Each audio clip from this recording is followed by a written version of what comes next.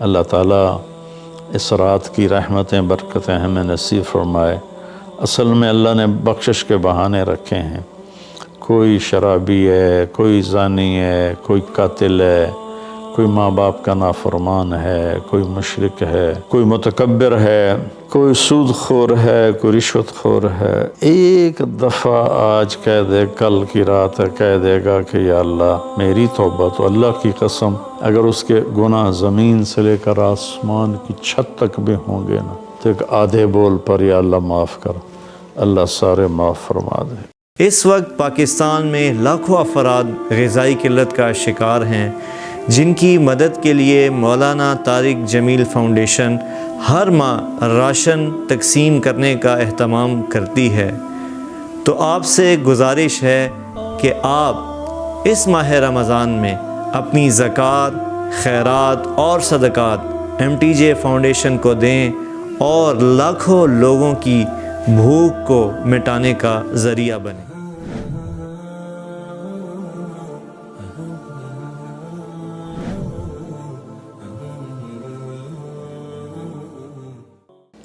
15 شعبان کے مختلف نام علماء نے رکھے ہیں: شب برات، شب مغفرت، شب رحمت، شب برکت۔ حدیث پاک میں اس کا کوئی نام نہیں ہے۔ حدیث پاک میں ہے لیلۃ نصف من شعبان، 15 شعبان کی رات کو حضرت عائشہ فرماتی ہیں میں اٹھی تو آپ بستر پر نہیں تھے، تو میں ڈھونڈنے نکلی تو آپ جنت البقیع میں پہنچے ہوئے تھے، تو آپ نے دیکھ کر کہا عائشہ میں تو بقیع والوں کے لیے آیا تھا دعا کرنے۔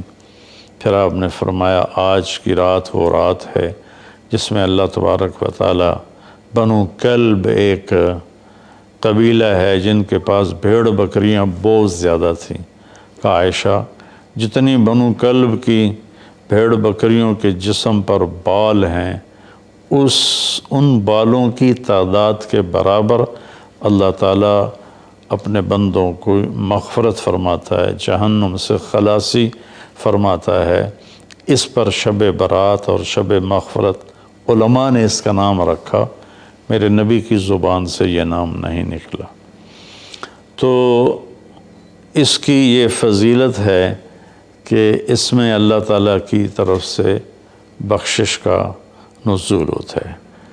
باقی یہ جو کہتے ہیں کہ اس میں فرشتہ اترتا ہے اور سارے سال کا بجٹ بتاتا ہے اور سارے سال کے واقعات، یہ کسی حدیث میں میری نظر سے نہیں گزرا۔ سورہ دخان میں فیہا یفرق کل امر حکیم کا جو آیت آتی ہے تو اس سے پہلے کی آیت شب برات کی نفی کرتی ہے، انا انزلناہ فی لیلۃ مبارکۃ، کہ ہم نے اس سے مبارک رات میں اتارا قرآن پاک۔ تو قرآن پاک تو لیلۃ القدر میں اترا ہے، تو اگر کوئی کسی قسم کے اعلانات ہوتے ہیں تو پھر شب قدر میں ہوتے ہیں، اس رات میں نہیں ہوتے۔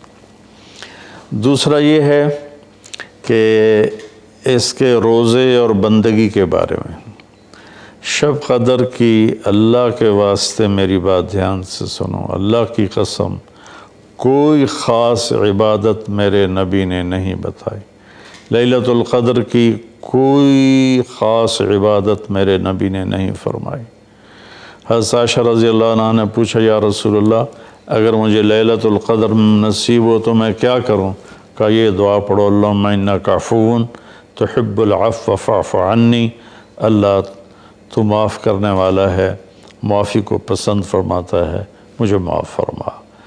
تو میرے نبی کی عبادت وہی 11 رکعت تہجد کے نوافل تھے، چاہے وہ شب قدر تھی، چاہے وہ شب برات تھی، چاہے وہ شب جمعہ تھی۔ تو اب اس کے نام پر لوگوں نے کیا کیا خرافہ، چونکہ ہم قرآن اور حدیث سے نہیں جڑے، کتابیں لکھی ہوئی ہیں، کس نے لکھی، اس کی سند کیا ہے، اس کی تمیز ہی کوئی نہیں ہے، تو وہ پھر بہت ہی زیادہ 4 رکعت پڑھو، پہلی رکعت میں یہ پڑھو، دوسری میں یہ پڑھو، تیسری میں یہ، چوتھی میں یہ سب بدعات ہیں، ان کا کوئی تعلق نہیں میرے نبی کے کسی بھی فرمان سے۔ میرے نبی نے صرف عبادت کا فرمایا ہے، عبادت، تو شب قدر میں بھی کوئی خاص عمل نہیں۔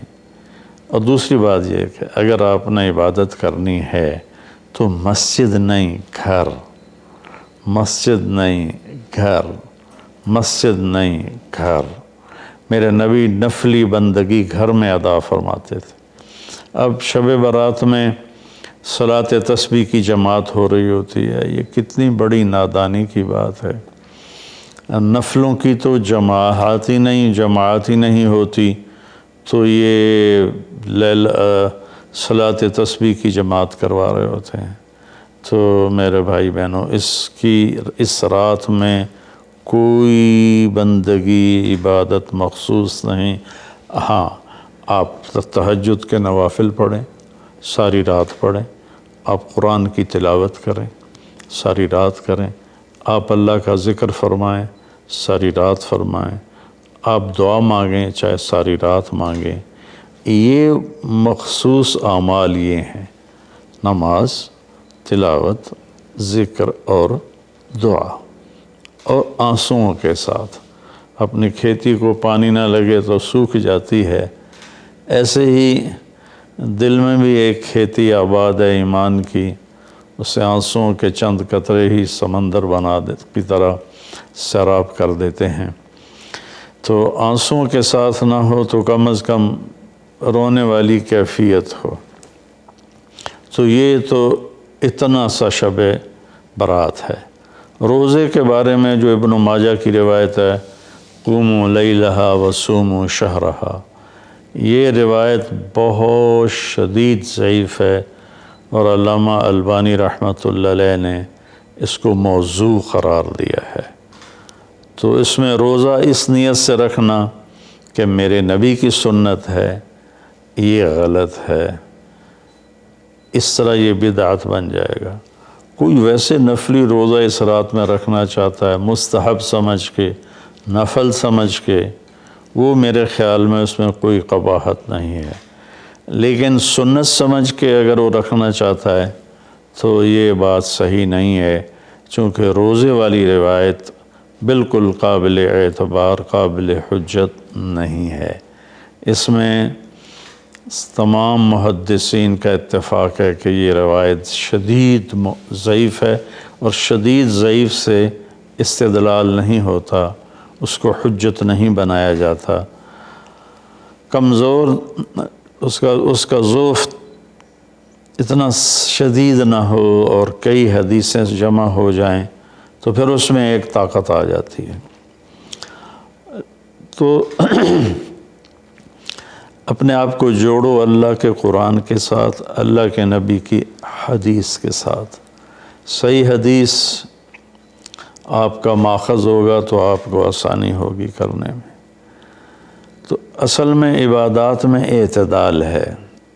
شاید ہی کوئی رات میرے نبی ساری رات جاگے ہوں، شاید، اور شاید ہی کبھی آپ نے مسلسل، اس میں تو میں پورے یقین سے کہہ سکتا ہوں کہ آپ نے زندگی میں ایک دفعہ بھی عشاء کے وضو سے فجر کی نماز نہیں ادا فرمائی۔ بعد میں ایک رہبانیت کا ٹچ آیا کہ بندگی میں بہت زیادہ زیادتی اور اپنے نفس کشی میں راہبوں جیسی تھوڑی تھوڑی جھلک۔ نبی کی زندگی پڑھو، آپ کو پتہ چلے گا زندگی ہے کیا۔ قرآن پڑھو، آپ کو پتہ چلے گا اللہ چاہتا کیا ہے۔ اللہ تعالیٰ اس رات کی رحمتیں برکتیں ہمیں نصیب فرمائے۔ اصل میں اللہ نے بخشش کے بہانے رکھے ہیں۔ کوئی شرابی ہے، کوئی زانی ہے، کوئی قاتل ہے، کوئی ماں باپ کا نافرمان ہے، کوئی مشرک ہے، کوئی متکبر ہے، کوئی سود خور ہے، کوئی رشوت خور ہے۔ ایک دفعہ آج کہہ دے، کل کی رات ہے، کہہ دے گا کہ یا اللہ میری توبہ تو اللہ کی قسم اگر اس کے گناہ زمین سے لے کر آسمان کی چھت تک بھی ہوں گے نا تو ایک آدھے بول پر یا اللہ معاف کر، اللہ سارے معاف فرما دے۔ سبحان اللہ۔ آگے جملہ بڑا خوبصورت ہے، ولا بالِ، اس میں تکبر ہے، ولا بالِ، ہمیں کسی چیز کی کوئی پرواہ نہیں، تو کسی نافرمان کو حقیر نہ جانو، اور کبھی اپنی نیکی پہ تکبر نہ کرو۔ اور ایک جرم اور بھی ہے جو میں کہتے 30 سال ہو گئے ہیں، فرقہ واریت سے توبہ کرو۔ اپنے فرقے پہ جمے رہو لیکن دوسروں سے نفرت، سلام بھی نہ کرنا، جنازہ بھی نہ پڑھنا، حرم شریف میں جا کر بھی نمازیں نہ پڑھنا۔ اچھا اللہ کے واسطے آج بہت اویئرنیس ہو چکی ہے، تو مہربانی کرو، امت بنو، محبت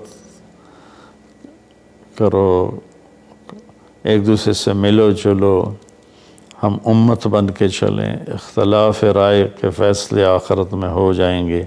قُلْ كُلٌّ يَعْمَلُ عَلَى شَاكِلَتِهِ فَرَبُّكُمْ أَعْلَمُ بِمَنْ هُوَ أَهْدَىٰ سَبِيلًا۔ ایسی اس میں جو دیگیں چڑھائی جاتی ہیں، خیرات کی جاتی ہے، یہ بھی بدعت سنت سمجھ کے کوئی کرے گا تو بدعت ہے، ویسے فی سبیل اللہ کوئی دیکھ کرنا چاہتا ہے تو ٹھیک ہے۔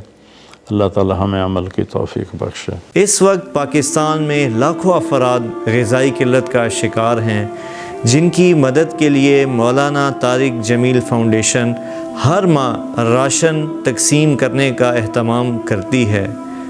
تو آپ سے گزارش ہے کہ آپ اس ماہ رمضان میں اپنی زکوٰۃ، خیرات اور صدقات MTJ فاؤنڈیشن کو دیں اور لاکھوں لوگوں کی بھوک کو مٹانے کا ذریعہ بنیں۔